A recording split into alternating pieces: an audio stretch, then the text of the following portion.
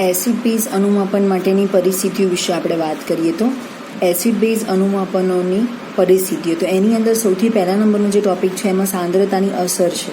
સાંદ્રતાની અસર એટલે કે પ્રબળ એસિડ વિરુદ્ધ પ્રબળ બેઝનું તમે જ્યારે ગ્રાફ મેળવો છો અથવા તમે આ પ્રકારનું જ્યારે ટાઇટ્રેશન કરો છો ત્યારે આપણે એની અંદર જોવા મળતી સાંદ્રતાની ઇફેક્ટ તમે જોઈ શકો છો. એટલે અથવા તો નિર્બળ એસિડ વિરુદ્ધ પ્રબળ બેઝ માટે તમે કરો તો એ બંને આગળ આપણે ગ્રાફ જોયા છે એ પ્રમાણેનો એમાં ફેરફાર જોવા મળે છે. એ સિવાય પીએચ પર એસિડના આયનીકરણ અચળાંકની અસર એ પણ આપણે જે કાર્બોનેટ માટે Na2CO3, NaOH માટે NaHCO3 માટેના જે ગ્રાફિકલ સ્ટ્રક્ચર જોયા છે એના ઉપર આધારિત છે. હવે શું કહે છે કે નિર્બળ એસિડનું સંકેન્દ્રણ અથવા તો કેના મૂલ્યોની ડેલ્ટા પીએચ પર શું અસર છે, તો એના વિશે જોઈએ તો કે જેમ એસિડના કેનું મૂલ્ય ઓછું તેમ સમતુલ્ય બિંદુ નજીક અને પીએચનું મૂલ્ય વધુ તેથી ડેલ્ટા પીએચ ઓછો આવે. ફરી એકવાર જોઈએ કે જેમ એસિડના કેનું મૂલ્ય ઓછું હોય એમ સમતુલ્ય બિંદુ નજીક પીએચનું મૂલ્ય વધુ હોય એટલા માટે ડેલ્ટા પીએચ ઓછો આવે, એટલે કે જે બ્રેક બને છે એ નાનો બને. અને એસિડનું પ્રારંભિક કદ લઈ અને અનુમાપન કરવામાં આવે છે. તેમાં એચએનું પ્રમાણ વધારતા ડેલ્ટા પીએચ ઘટે છે અને અનુમાપકનું કદ જોઈએ તેના કરતાં વધુ વપરાય છે. સાપેક્ષતિનું પ્રમાણ ઓછું હોય છે. જો એસિડનું પ્રમાણ સરખું રાખીએ તો પ્રારંભિક કદ ઘટાડવામાં આવે છે અને ડેલ્ટા પીએચ વધે છે. આથી અનુમાપકમાં જોઈતું જે કદ છે એ ઘટે છે.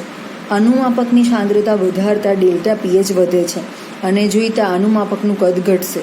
આથી અનુમાપનમાં સાપેક્ષતિ વધવા માટે સંભવિતતા જોવા મળે છે. અનુમાપકની સાંદ્રતા જેમ વધારી એમ ડેલ્ટા પીએચ વધે છે અને જોઈતા અનુમાપકનું કદ ઘટે છે. આથી અનુમાપનની અંદર સાપેક્ષતિ વધવા માટે સંભવિતતા જોવા મળે છે. એ સિવાય આપણે વાત કરીએ તો કે સમતુલ્ય બિંદુએ પીએચમાં થતો ફેરફાર જોઈએ આપણે કે અનુમાપન દરમિયાન સમતુલ્ય બિંદુએ પ્રક્રિયા જે છે સંપૂર્ણ થવી જોઈએ, પરંતુ અમુક વખતે એવું બને છે કે પ્રક્રિયા સંપૂર્ણ ન થતાં સમતુલ્ય બિંદુ પાસેના આલેખના સીધા ભાગને અસર કરે છે. એટલા માટે સંતુલન અચળાંક કે અથવા K1નું જે મૂલ્ય છે એ વધુ એમ પ્રક્રિયા સંપૂર્ણ થાય એવું આપણે કહી શકીએ છીએ. પ્રબળ એસિડ અને પ્રબળ બેઝના અનુમાપનમાં Kનું મૂલ્ય વધુ હોય પરિણામે ડેલ્ટા પીએચમાં વધારો થતો જોવા મળે છે. તો K = Ka / Kw =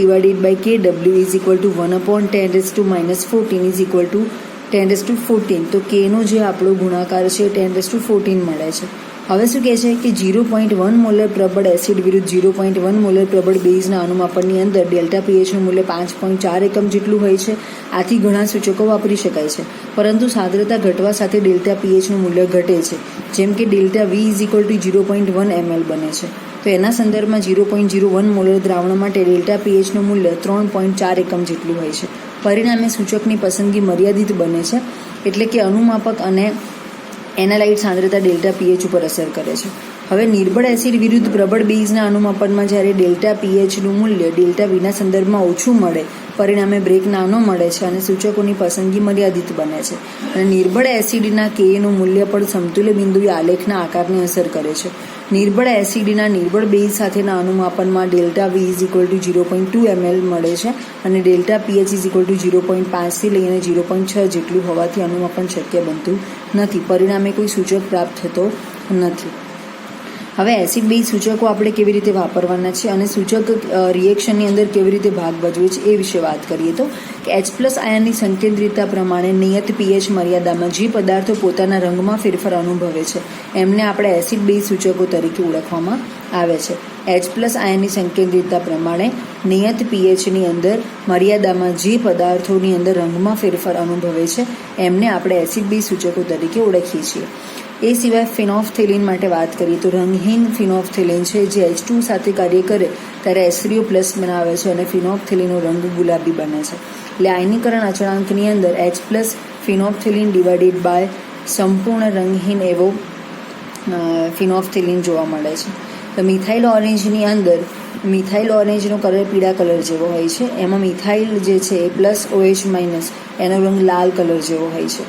તો અહીંયા જ્યારે એનો ગુણાકાર મેળવવામાં આવે છે ત્યારે આ પ્રમાણે Me+ (OH- સાંદ્રતા ઓફ OH- અને સાંદ્રતા ઓફ મિથાઇલ ઓરેન્જ આ પ્રમાણેનો ફેરફાર એમાં થતો જોવા મળે છે.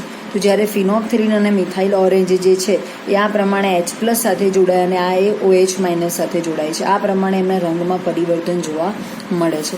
એ સિવાય એમની કાર્યપદ્ધતિ વિશે વાત કરીએ તો ચલરૂપકતા આધારિત એમની કાર્યપદ્ધતિ જોઈએ તો કે સૂચક જે છે ચલરૂપક સ્વરૂપમાં હોવાથી બંને સ્વરૂપોમાં એ સમતોલનમાં રહે છે. એ પૈકી એક સ્વરૂપ એસિડ દ્રાવણમાં અને બીજું આલ્કલાઇન દ્રાવણમાં હોય છે. એમાં H+ના ફેરફારને એક સ્વરૂપ બીજામાં ફેરવાય છે અને પરિણામે રંગ બદલાય છે. જે સમયે રંગ બદલાય તે ઉપરથી તટસ્થીકરણ કે અનુમાપનનું અંતિમ બિંદુ જાણી શકાય છે. દાખલા તરીકે ફિનોલ્ફથેલિન. અહીંયા આપણને ફિનોલ્ફથેલિન માટેનું સ્ટ્રક્ચર આપેલું છે, જેમાં ડબલ બોન્ડ OC અને સિગ્મા બોન્ડ O આ પ્રમાણે એનું આખું OH સમૂહ ધરાવતું એક ફિનોલ્ફથેલિનનું સ્ટ્રક્ચર છે.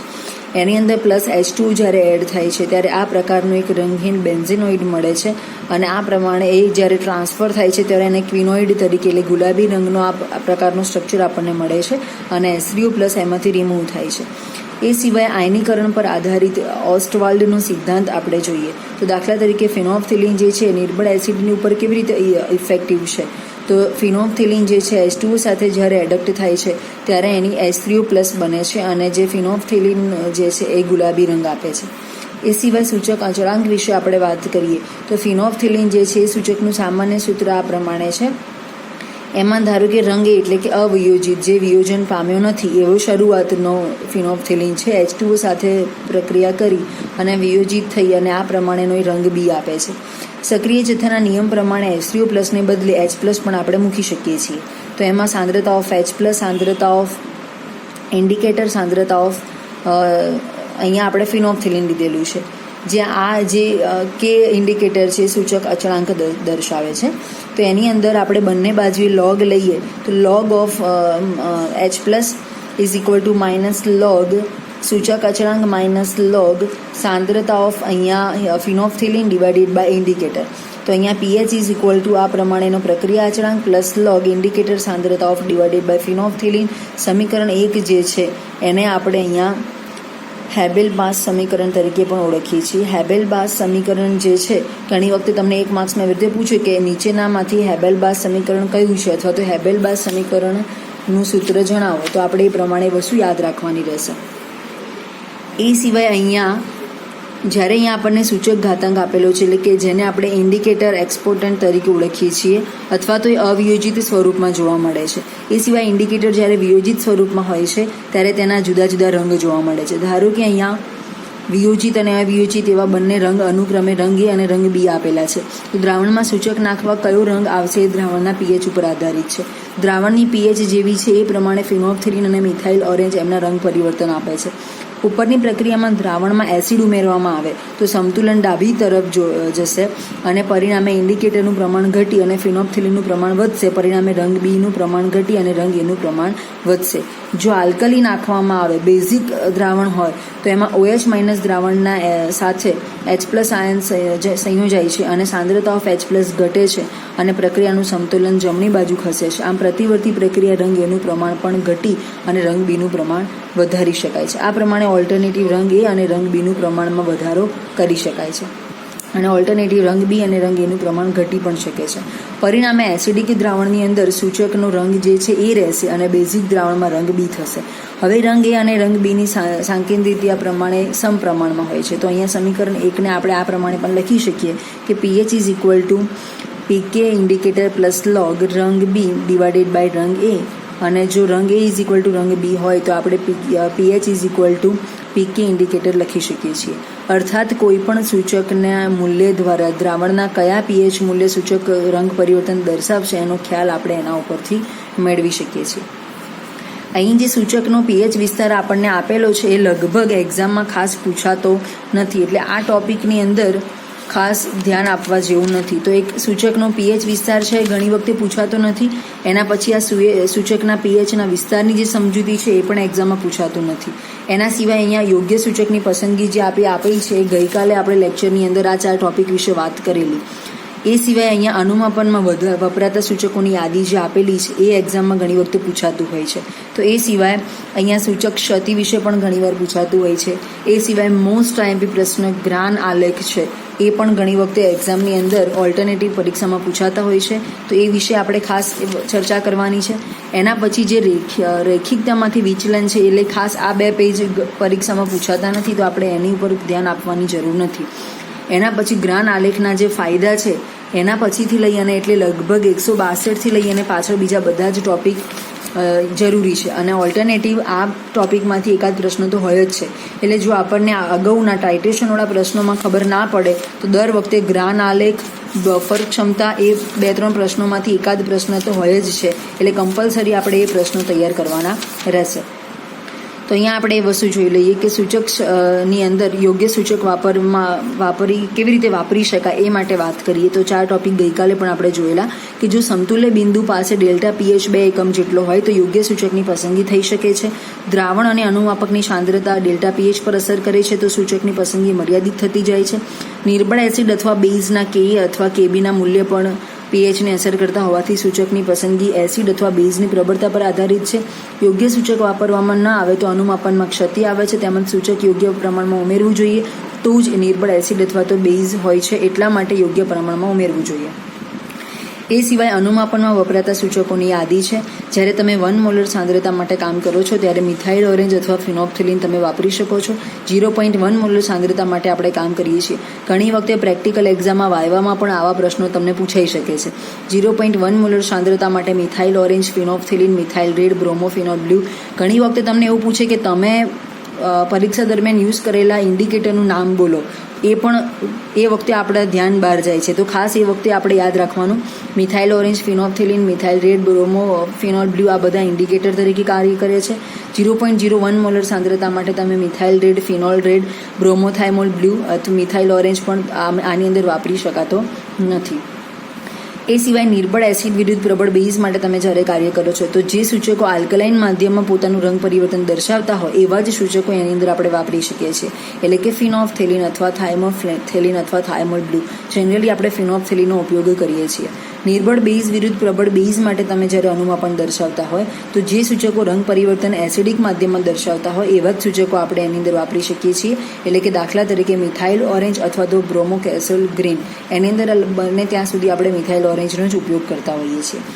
એ સિવાય ઇન્ડિકેટર એરર, સૂચક ક્ષતિ જે છે તો રાસાયણિક સૂચકના વપરાશ દરમિયાન 3 પ્રકારની ક્ષતિ સંભવી શકે છે. એમાં નંબર 1, ઉમેરેલો સૂચક જે છે એસિડ કે બેઝ હોવાથી એનાલાઇટ સાથે એનું પણ અનુમાપન થતાં રંગ પરિવર્તનમાં ભાગ લે છે. જો કે આ ક્ષતિનું પ્રમાણ ખૂબ ઓછું હોય છે એટલે કે એને નિર્ણાયક પ્રકારની ક્ષતિ તરીકે ઓળખવામાં આવે છે. એ સિવાય જે સૂચકનું પરિવર્તન જ્યાં પૂર્ણ થાય તેની પીએચનું મૂલ્ય સમતુલ્ય બિંદુના પીએચ મૂળના મૂલ્ય બરાબર નથી તો ચોકસાઈપૂર્વક સૂચકની પસંદગીથી આ ક્ષતિ લઘુત્તમ રીતે નિવારી શકાય છે. આમ છતાં પણ અપેક્ષિત ક્ષતિ મોટી હોય તો સૂચક બ્લેન્ક સુધારા દ્વારા ઘટાડો વધારો કરી શકાય છે. અને ત્રીજી અને ચોક્કસ ક્ષતિ જે છે અનિર્ણયાત્મક પ્રકારની છે. સમતુલ્ય બિંદુ નજીક પીએચ બ્રેક અતિ સીધા ન હોય ત્યારે આ ક્ષતિ ગંભીર બને છે અને યોગ્ય પીએચ મૂલ્ય સંદર્ભ દ્રાવણના રંગ સાથે અનુમાપન કરવામાં આવતા દ્રાવણના રંગને સરખાવી શકાય અથવા તો આ ક્ષતિને ઓછી કરી શકાય છે. તો ઓવરઓલ 3 પ્રકારની ક્ષતિ છે. એમાં નંબર 1 છે જેને નિર્ણાયક ક્ષતિ કહે છે, જે ક્ષતિનું પ્રમાણ ખૂબ ઓછું હોય છે. નંબર 2 છે આ પ્રકારની ક્ષતિ જે છે એને લઘુત્તમ રીતે નિવારી શકાય છે. નંબર 3 એને અનિર્ણયાત્મક પ્રકારની ક્ષતિ તરીકે ઓળખવામાં આવે છે. એ ભાગ્યે જ તમે એને અમુક દ્રાવણોમાંથી એને તમે ઇઝીલી દૂર કરી શકો છો. એ સિવાય એસિડ બેઝ અનુમાપનમાં સમતુલ્ય બિંદુ નિર્ણિત કરવાની રીતો અથવા તો એને ગ્રાન આલેખ ઉદાહરણ આપી સમજાવો, ગ્રાન આલેખના ફાયદા જણાવો, એ પ્રકારનો પ્રશ્ન તમને પૂછાઈ શકે તો એના માટે આપણે અહીંથી એની શરૂઆત કરવાની રહેશે. તો એસિડ બેઝ અનુમાપનના સમતુલ્ય બિંદુને નિર્ણિત કરવાની રીતો એ આપણે નેક્સ્ટ લેક્ચરમાં જોઈશું.